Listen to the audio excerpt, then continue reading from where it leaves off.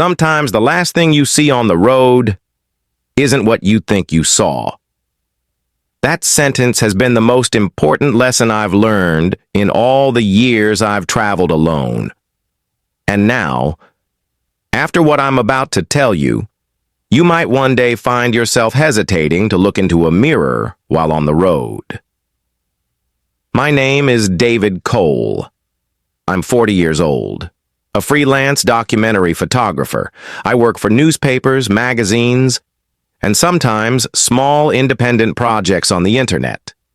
My car has become both my home and my office. I've traveled through nearly every corner of America, from the cold winds of the northern towns to the suffocating deserts of the south. One day I might be chasing wild goats along a mountain ridge, and the next, digging through dusty photo archives in an abandoned farmhouse.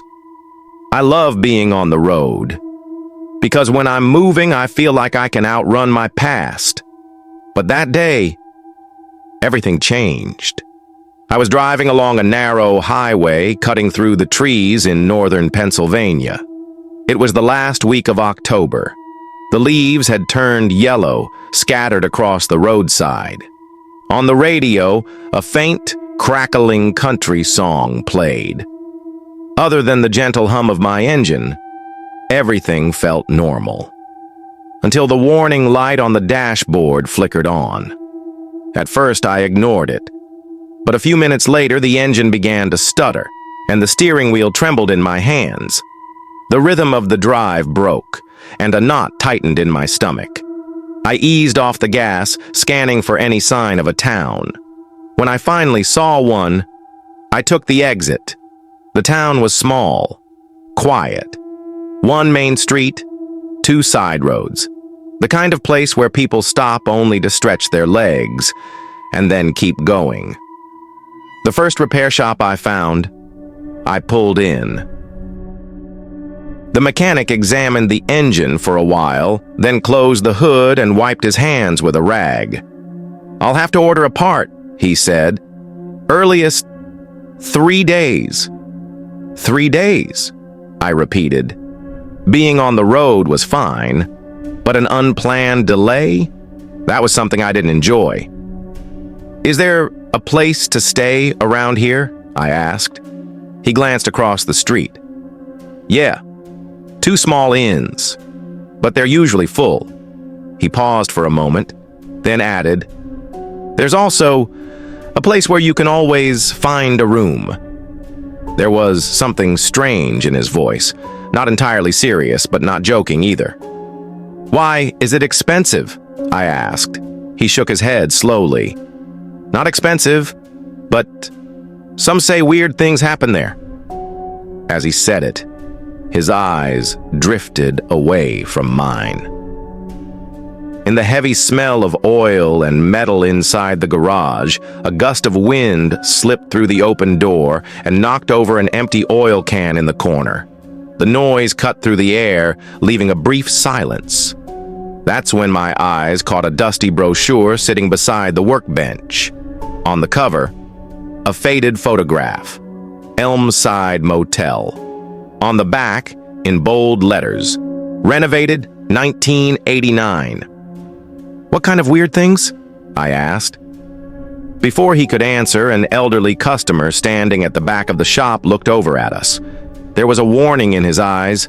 His lips moved, but no sound came out. The mechanic noticed him, tilted his head slightly, then turned back to me. "I don't know. I don't believe in that stuff," he said finally. Then, almost muttering to himself while fiddling with a keychain,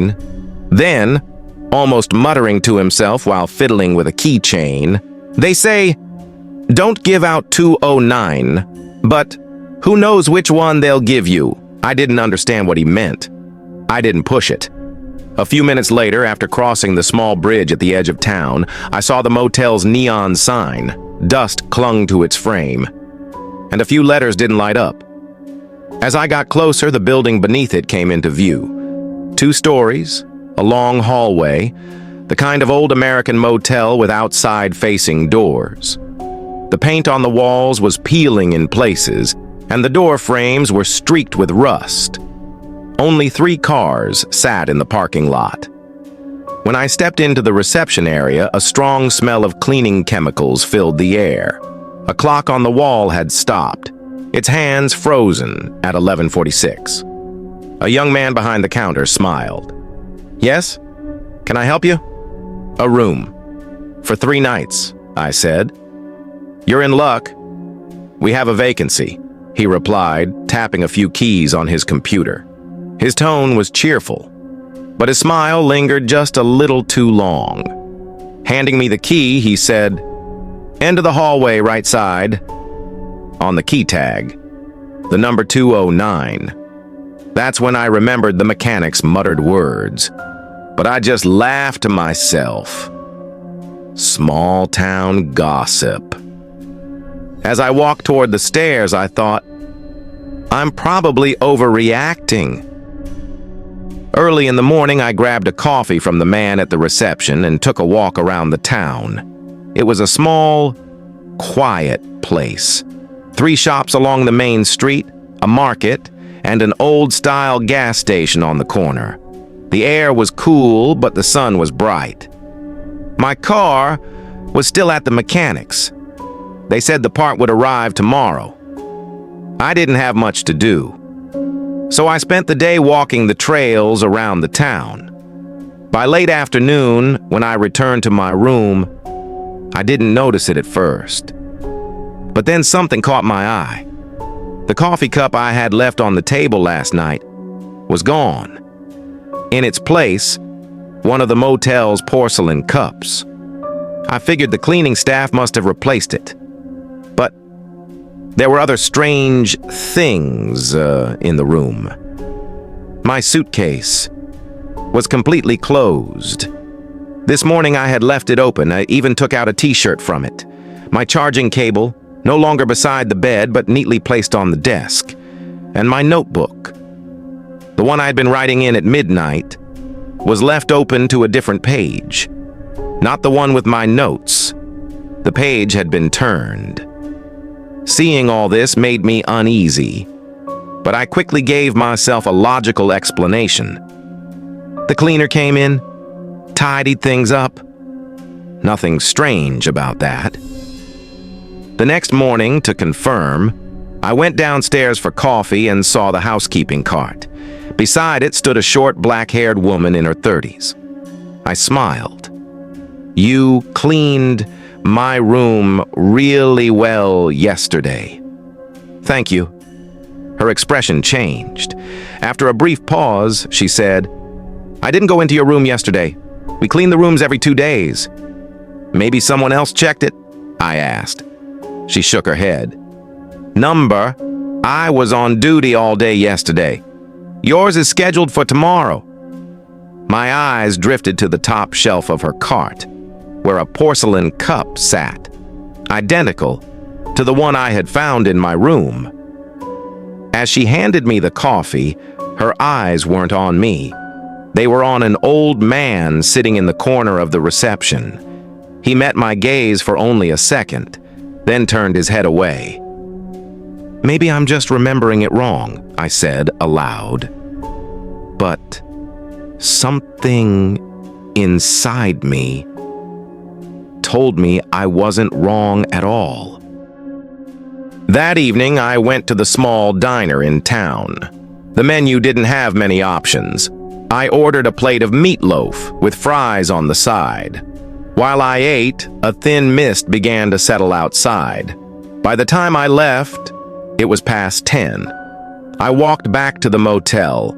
In the parking lot, mine wasn't the only car anymore. 2 other old models were there.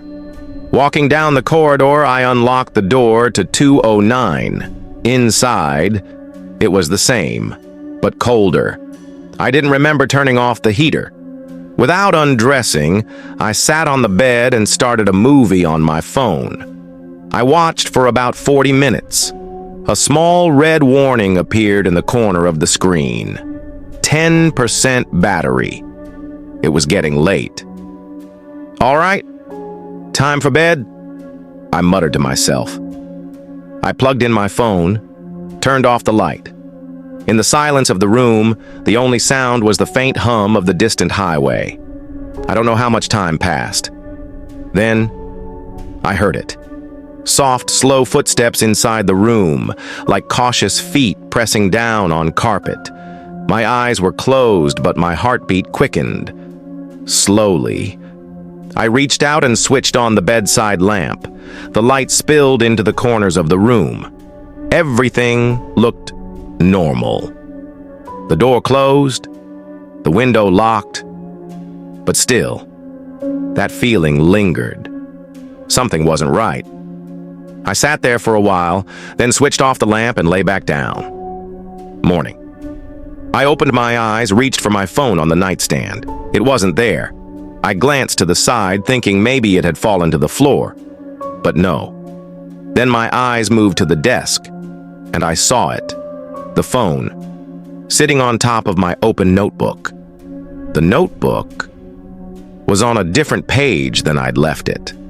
Across the middle of the page, faint smudges of fingerprints spread over the notes I'd written last night, as if someone had held the page and turned it. I stood, picked up the phone. The charging cable was on the floor, unplugged. When I turned on the screen, the battery was at 5%. Did I unplug it myself during the night? I thought, but I couldn't remember doing so. Curious, I started flipping through the phone. Then I noticed the camera app was still open. My throat went dry. My finger hovered, then tapped the gallery icon. There was only one photo, taken at 3:07 a.m. It was a photo of the room, from the mirror. And in the reflection, I was there, asleep in bed. The photo had been taken from the mirror in the room, and in that reflection, I was there, lying in bed, asleep. But I wasn't alone. In the left corner of the mirror, a shadowed, indistinct silhouette stood, level with my shoulder, head tilted slightly to the side. My hands trembled as I tried to zoom in. The image suddenly went black. When the screen lit up again, the silhouette's face was turned toward me. The air in the room grew heavier. The windows were shut, yet a stale, basement-like cold began to spread inside. I set the phone down on the desk. My eyes drifted to the notebook. On the open page, the fingerprint smudges were still there, and in shaky letters, handwriting that wasn't mine, a single sentence had been added. Leave before the mirror closes. I snapped the notebook shut and began packing my things in a rush. The hallway was dim, lit by that heavy yellowish glow you only see in old hotels. Wallpaper bubbled from dampness. The framed photographs on the walls had almost completely faded. With every step, the carpet gave off a deep, muffled creak. As I went down one floor, the smell shifted. The smoky residue of a wood stove mixing with the sharp scent of old detergent. At the reception desk, the clerk was arranging room keys without looking up. The brass bell on the counter was already rusting. When I approached, he glanced at me from the corner of his eye. Room 209. Hasn't been occupied in a long time, he said, voice cold, as if talking to himself rather than to me. The number echoed in my head, because a few days ago I'd half read some old news online about this town. On the corkboard behind the desk, a yellowed newspaper clipping hung. Even with the faded ink, the headline was still legible. Tragedy at Elmside Motel. Incident at 3:07 claims 2 lives. Beneath the blurred letters, one sentence stood out clearly. Found in room 209. I stepped back. While my eyes were still on the clipping, the clerk quickly tore it down and shoved it into a drawer. He offered no explanation. "What do you mean?" I asked. He avoided my gaze, tapping his fingers against the wooden counter. "This place stays quiet, and it's best it stays that way," he said, taking the key. Just then, the cleaning woman came in through the side door. She was holding a mop, but stopped when she saw me. Her eyes froze for a moment, then she spoke softly. "Some rooms should never be left empty." "Didn't you say you didn't go into my room yesterday?" I asked. "No, but your things had been moved," she replied, her words caught somewhere between a warning and a prayer. In that moment, I realized both of them were hiding something from me, as if my coming here hadn't been entirely my choice. In my pocket, my phone grew warm. When I unlocked the screen, the same photo was there again. But this time, in the mirror, I wasn't smiling, and the silhouette was completely clear. Its eyes were staring directly into the camera. Just as I was about to close the image, its lips moved. When I stepped outside, the sharp cold hit my face. The town was silent. The wind carried through the empty streets like the strange echo of a child's laughter, lingering. The motel's neon sign flickered faintly even in daylight. The letters E and L no longer lit. From behind me, the receptionist's voice mixed with the wind. "It's too late now." The hum of the neon sign was still ringing in my ears as I began to walk away from the motel.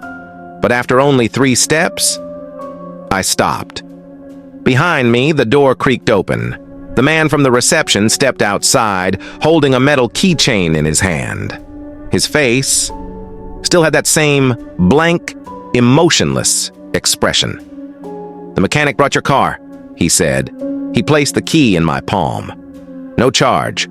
Your debt has been paid." A thin chill slid through me. The man turned and walked back inside without another word. My car was waiting silently in front of the motel. I started the engine, but suddenly the radio erupted with static.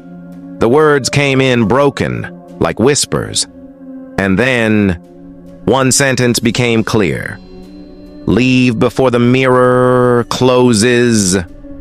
I looked up. The second-floor window of the motel was open. The curtains slowly drew back. In the dark glass of room 209 stood a motionless black silhouette, its shoulders slightly hunched, its head tilted to the side, its face swallowed entirely by shadow. Not for a single moment did it take its eyes off me. When I blinked, the silhouette was gone. And then, from inside, came the muffled screams, both male and female voices, filled with agony, raw, throat-tearing screams. I reached for my phone to call the sheriff, but my pocket was empty. Cold gripped my chest as I remembered. I had left my phone on the reception desk. In that moment, everything clicked in my head. The photograph, 307. The fact that this place had never been recommended to me by chance. I didn't go back. I sped away from the town. Tires screaming on the asphalt. On the foggy road ahead, a sign emerged from the darkness. Elmhurst, population 209. I took a deep breath behind the wheel. Everything was finally behind me. And as someone who has lived through this, I'm telling you now, don't go there. Whoever you are, never go there. Darkness whispers, and eerie echoes answers. True horror stories, paranormal encounters, and mysterious disappearances, all in one place. If you sleep with the lights on, this channel was made for you. Don't forget to like, subscribe, and turn on notifications. Because here, at Eerie Echoes, real fear doesn't let you sleep.